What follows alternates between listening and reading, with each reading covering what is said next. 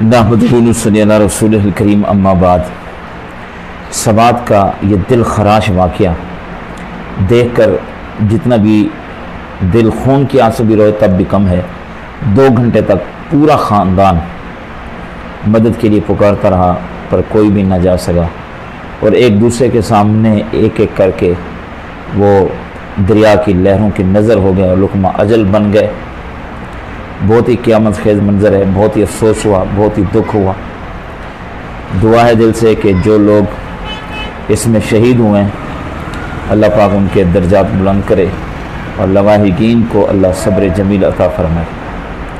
لیکن گزارش یہ ہے میرے بھائیوں اور بہنوں، ایسا رسک کیوں لیا جاتا ہے؟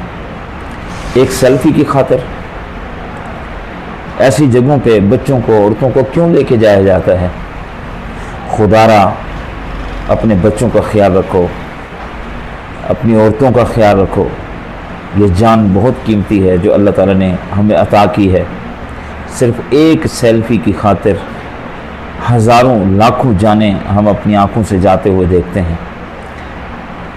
اور بھی زمین وسیع ہے اللہ پاک کی گھومنے کے لیے کہ ایسی جگہوں پہ جانا ضروری ہے۔ اپنا خیال رکھو، اپنے بچوں کا خیال رکھو۔ لیکن ایک بات بتاتا ہوں اور میری بات کو آگے پھیلایا جائے تاکہ کوئی بھی وقتی طور پر امداد نہ پہنچ سکے تو ایسی بے رحم لہروں میں اپنے آپ کو کیسے بچایا جا سکتا ہے؟ تو ایک ہی راستہ ہے، اگر امداد آ جائے ٹھیک، نہیں پہنچ رہی تو آپ اپنے آپ کو کیسے بچا سکتے ہیں؟ پہلے نہ جائیں، لیکن اگر کوئی بندہ اس قسم کی سچویشن میں آ جائے جیسے آپ نے دیکھا ہے سوات میں، تو ایک ٹرک آپ کو بتاتا ہوں، پلیز اس پہ عمل کر لیجئے۔ امید یہ ہے کہ ایسی جگہوں سے بندے کی جان بچ سکتی ہے۔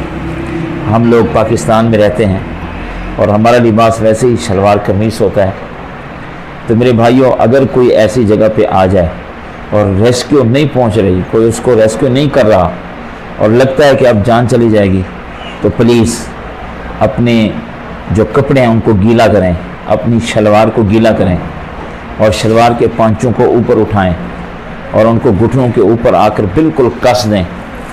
پانچوں کو اوپر اٹھا کر گھٹنوں کے اوپر بالکل کس دیں اور اپنی شلوار کے اندر پھونک بھریں اپنے منہ سے فوراً گیلا کر کے، اور جب پوری شلوار میں آپ پھونک بھر لیں تو اپنے ازار بند کو بالکل ٹائٹ کس دیں تاکہ ہوا باہر نہ نکلے۔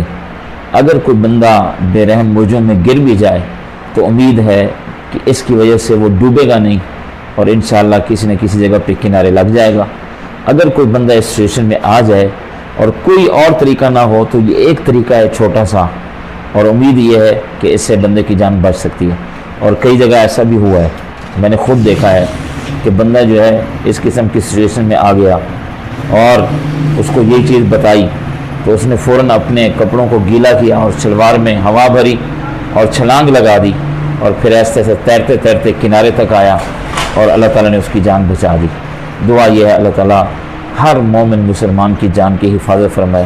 خدا ایسی جگہوں پہ آپ جایا بھی نہ کریں، جان بہت قیمتی ہے۔ اللہ تعالیٰ سب کو اپنے حفظ و امان میں رکھے۔